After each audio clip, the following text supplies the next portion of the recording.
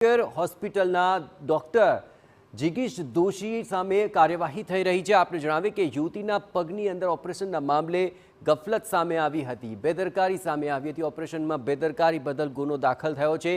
April 2024માં હોસ્પિટલમાં ડાબા પગના ઓપરેશન માટે એક યુવતી આવી હતી, પણ ડાબા પગની સાથે બેદરકારીપૂર્વક જમણા પગનું પણ ઓપરેશન કરી દીધું હતું। તબીબ જિગીશ દોશી સામે ગાંધીગ્રામ પોલીસે હવે તપાસ શરૂ કરી છે। તબીબ સામે ફરિયાદ અંગે હોસ્પિટલના એડમિન કાર્તિક શેઠે નિવેદન આપ્યું કે તબીબ વિરુદ્ધ તમામ આરોપોને તેઓ ફગાવી રહ્યા છે। રિપોર્ટમાં ડાબા સહિત જમણા પગમાં પણ તકલીફ હોવાનું સામે આવ્યું હતું। જમણા પગમાં પણ તકલીફ હોવાને લઈને પરિવારને પણ જાણ કરવામાં આવી હતી।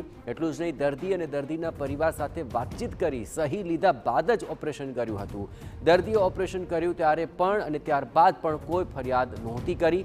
1.5 મહિના સુધી દર્દી રેગ્યુલર તપાસ માટે આવી રહ્યા હોવાનો પણ એડમિને દાવો કર્યો। દર્દીએ સીધી પોલીસ સ્ટેશનમાં જ ફરિયાદ કરી હોવાનો પણ તેમણે આરોપ લગાવ્યો। અમને પોપ્લેટિયલ આર્ટરી એન્ટ્રેપમેન્ટ પણ જમણા પગમાં પણ છે, એટલે ડાબા પગ તથા જમણા પગ બંનેનું એમને સમજાવી અને આપણે એમના ઓપરેશન એમનું કરેલું હતું। ઓપરેશન પહેલાં આપણે એમની સમજણ પૂરેપૂરી આપેલ હતી અને ઓપરેશન બાબતેની કન્સેન્ટ પણ આપણે લીધેલી હતી, જે અગાઉના મારા ડોક્યુમેન્ટમાં મેં આપેલ છે, મીડિયાને બધાને મેં પ્રોવાઈડ કરેલ છે।